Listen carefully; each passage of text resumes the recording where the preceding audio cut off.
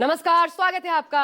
आप देख रहे हैं न्यूज़ 24। मैं हूं आपके साथ आशा झा और आज दिन भर अब की बार किसका बिहार लगातार खास पेशकश आप देख रहे हैं और चप्पे चप्पे पर यानी हर सीट पर हमारे मतदाताओं की नजर है। कुल मिलाकर के 20 जिलों की 122 सीटों पर आज बिहार में वोट डाले जा रहे हैं। 1302 प्रत्याशियों की किस्मत आज इस फेज में दांव पर लगी है और कड़ी सुरक्षा व्यवस्था के बीच ये मतदान हो रहा है। आप जानते हैं दिल्ली में जो कुछ हुआ है सीधे तौर पर इसका प्रभाव बिहार में पड़ेगा, तो सुरक्षा व्यवस्था और कड़ी कर दी गई है। 1650 कंपनियां, 4 लाख जवान तैनात किए गए हैं। दोपहर 1 बजे तक बड़ी खबर के साथ शुरुआत करते हैं। आपको बता दें दोपहर 1 बजे तक का आंकड़ा क्या है, क्योंकि पहले फेज में 65% मतदान के साथ रिकॉर्ड ब्रेक हो चुका है। बिहार में इस बार रिकॉर्ड तोड़ मतदान पहले फेज में देखने को मिला। दूसरे चरण के लिए मतदान जारी है और जो ट्रेंड इस वक्त वोटर टर्नआउट निकलकर सामने आया है वो बढ़िया कहा जा सकता है। आपको बता दें 1 बजे तक 47.62% मतदान। सबसे ज्यादा किशनगंज में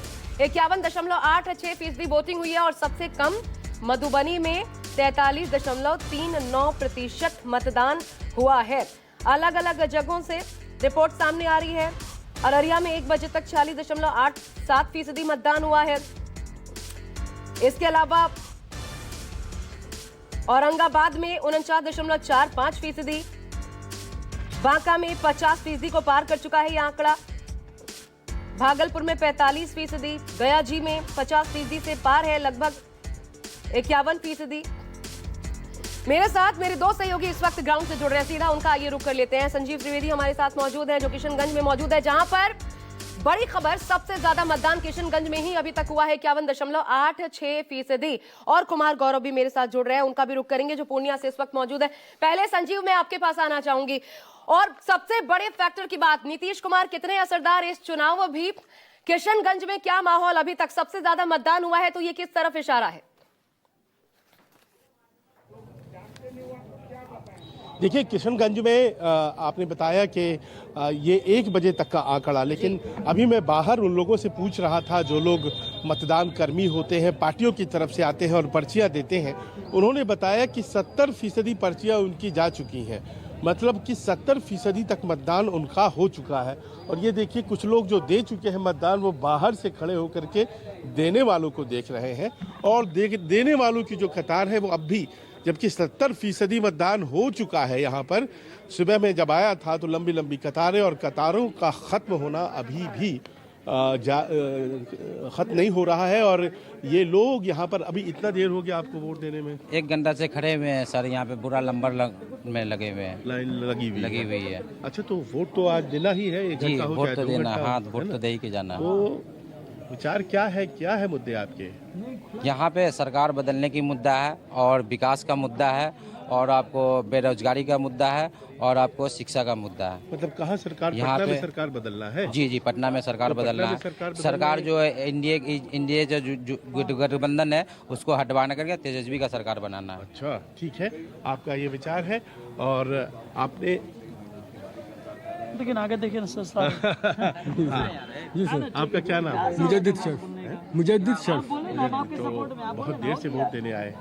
नहीं, बहुत 10 मिनट तो हुआ और क्या हुआ, आधा घंटा अगर लगी जाएगा तो क्या फर्क पड़ता है? कोई दिक्कत नहीं पड़ता है। तो जब आप वोट देते हैं तो दिमाग में आइडिया क्या रहता है कि भाई मुद्दे के आधार पर देना है, या चेहरा देखते हैं कि भाई ये लालू का चेहरा? सबसे पहले तो हम लोग ये देखते हैं कि देश का अखंडता कैसे रहे, किस पार्टी को वोट देके देश मजबूत रहे, सबसे पहला हमारा ये काम होता है। उसके बाद बेरोजगारी है, विकास होना चाहिए ताकि बेरोजगारी कम से कम हो, लोगों को खुशहाली मिले, मेडिकल का फैसिलिटी मिले, एजुकेशन बढ़िया से मिले लोगों को, बस। और क्या, यही सब होता है, छोटी मोटी चीज़ें हैं। देखो बेरोजगारी की बात हो रही है और युवा है ये, तो प्रतिक्रिया तो इसको देनी चाहिए ना? हाँ, प्रतिक्रिया तो होनी चाहिए, रोजगार तो मिलनी है। क्या क्वालिफिकेशन क्या है तुम्हारा?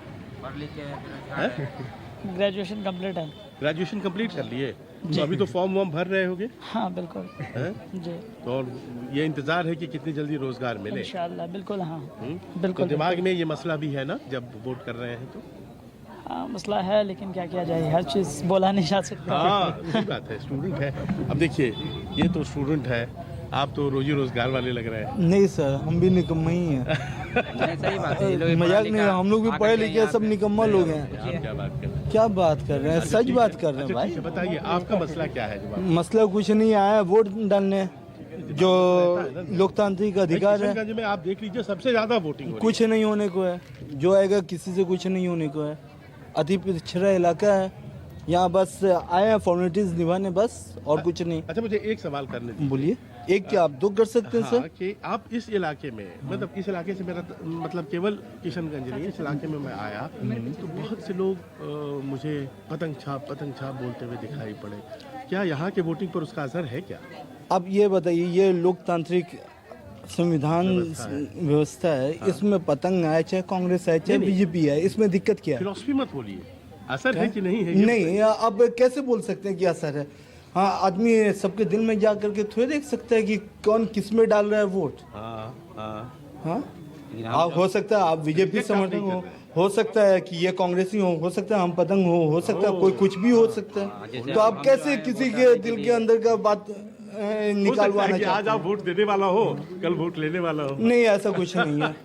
आइए इस तरफ चलते हैं। माताएं संजीव, बहनें कई बार हैं मतदाताओं के और मन की यहाँ देखिए बात आशा, उनके था लगाना बड़ा मुश्किल होता है। शायद उसी सिचुएशन में इस वक्त आप, मैं कुमार गौरव, हमारे साथ पूर्णिया से इस वक्त